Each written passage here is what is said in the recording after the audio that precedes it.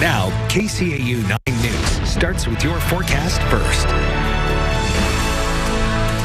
Good evening, Siouxland. Thanks for being with us on a Wednesday. We had a lot of sunshine to enjoy out there today, and above average temperatures once again as we look outside here on the Port Neal Welding Company camera at the KCAU 9 studio. Temperatures range between 40 and 50 degrees outside.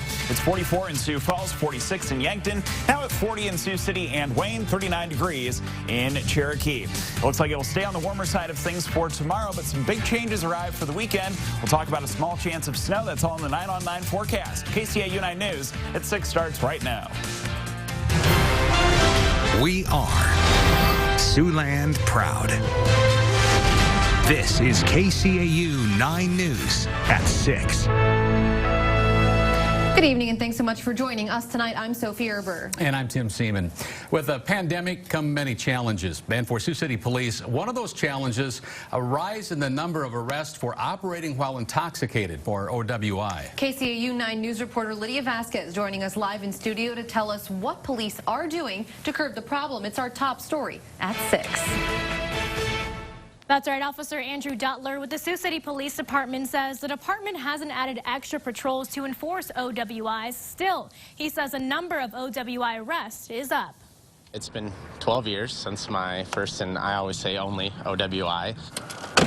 Siouxlander Josh Jessen says since the start of the pandemic, he chooses to drink more at home. I always tell myself, hey, would I rather spend $1,000 and a night in jail or a $15 Uber ride? But that's not the case for everyone. In 2019, Sioux City Police recorded a total of 435 OWIs through December 9th. In the same period this year, that number is 508, 73 more arrests. It has been a year unlike any other, and so we're seeing a lot of different trends this year, and a lot of that has to do with the coronavirus, but it's really hard to put your finger on exactly why that would be, especially when it comes to driving while under the influence. As curfews were extended on Iowa bars and restaurants, Justin says some of his friends are heading elsewhere after 10 p.m. They've been definitely drinking a lot more out of the area. I mean, you go over to South Sioux at 11 o'clock. Their parking lots are full. North Sioux's the same way. It's also a lot harder to get Ubers.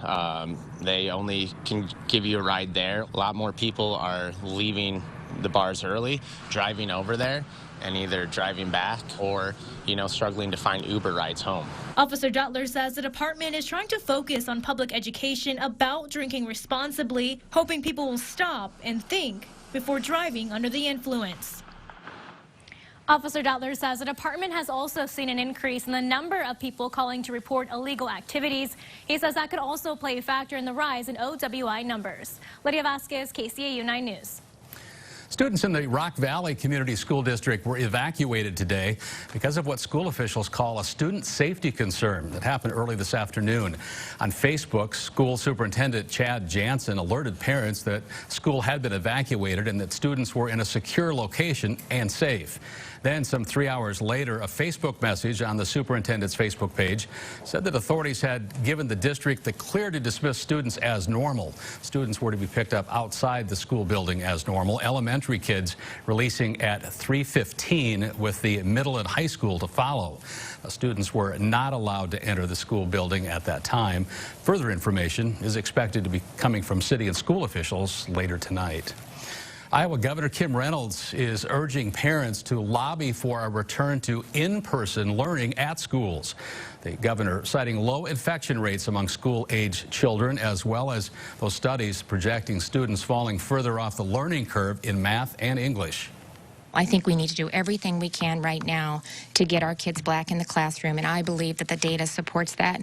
I believe eventually we're going to potentially be doing more harm than we are by keeping them out of school, and I think the data every day continues to support that decision for a whole host of reasons. In Iowa, the age group with the highest infection rates are those aged 18 to 60, and the majority of Iowa's teaching population would fall into that group.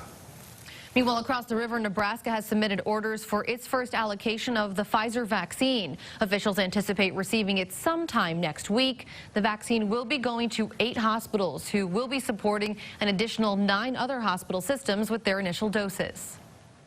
We have asked the hospitals to prioritize within their systems to vaccinate those caring for COVID patients day in and day out. Some examples would be the emergency department, COVID care units, and local EMS. Now, for security reasons, officials are not disclosing which hospitals the vaccine will be shipped to. Audiologists today say that they're being flooded with calls from folks who say that they may not have the best hearing or not as good as they once thought they did. Masks are becoming a new necessity, of course, and the extra piece of cloth is blocking people from being able to lip read or hear clearly. Recently, more people are discovering that their underlying hearing problems exist. A lot of people that are even questioning their hearing a little bit have found that the masks actually are making them come in now where they could get by with visual cues, but they can't with the masks. According to the American Academy of Audiology, it takes the average person 7 years to get tested after first suspecting that they may have a hearing issue. Time to check in with Chief Meteorologist Scott Larson. That's right, and he's got to look at our forecast, which today included it almost was a record temperature. We had temperatures soaring into the 50s and 60s today. That's right, Tim and Sophie. We did have beautiful conditions out there once again today with high temperatures getting fairly close to the record. You can see that our high in Sioux City this afternoon was 57. The previous record 63 from 1957 after a fairly warm low of 29 from this morning. High temperatures across the region, 50s and 60s observed, 65 in Albion, Nebraska, the hot spot there. Something to pay attention to tonight, the potential of seeing the Aurora Borealis. And we'll talk about that more. And a cool down coming our way too. That's all in the 9 on 9 forecast in just a couple. Tim? All right, Scott, thanks. We'll get back to you. Hy-Vee will soon be offering rapid COVID-19 antigen testing at 47 locations. Testing is set to be done through the pharmacy drive-through at their businesses. People will receive those results in 1 to 2 hours, we're told. The cost does vary, and folks will need to pay with credit or debit cards. Those tests will be offered here in Sioux City on December 14th. That's at the Hamilton Boulevard Hy-Vee location. Taking a look now at COVID-19 numbers right here in Siouxland. Woodbury County health officials reporting 65 new cases in the past 24 hours. The county now totals more than 11,100 cases. In Nebraska, Dakota County has 20 new positive tests today, and the county totals more than 33,000 cases. And in South Dakota, Lincoln County today reporting 47 new cases. That's out of more than 5,000 total cases. Just over 1,000 people there are considered active. The Siouxland District Board of Health holding their monthly meeting this afternoon. In discussion, of course, topics ranging from the current COVID-19 situation to the upcoming vaccine rollout plan, along with their future budgets. Additionally, a new policy was introduced. It would reward salaried employees for all the extra work they've done in recent months with the increase in contact tracing. It was some way to be able to acknowledge and compensate them for the time that they're spending here for an organization, which is allowing us to further protect the residents of Woodbury County. And then there will also be a form for you to complete. Mercy One Siouxland is welcoming a new addition to the team. A brand new helicopter and crew today receiving a blessing from the chaplain there. It was out on the Mercy One helicopter pad in Siouxland Medical Center. Officials at Mercy One say that the new aircraft improves the ability to transport critically ill patients. It's both larger and faster than the previous models.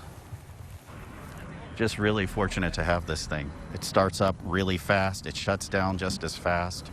So it was totally made for what we're using it for. After the blessing, folks there on hand able to watch on Facebook Live as well. They're all able to take a look inside that brand new aircraft, and I'm guessing it cost a pretty penny. Yes, that's a nice piece of machinery there they'll be able to use. We are once again honoring remarkable women right here in Siouxland, and we're encouraging you to nominate a remarkable woman in your community. That way we can recognize their achievements and their accomplishments. They also have the chance to be named Nextstar's Woman of the Year. Now, nominations can be made on our website, and that, of course, is SiouxlandProud.com.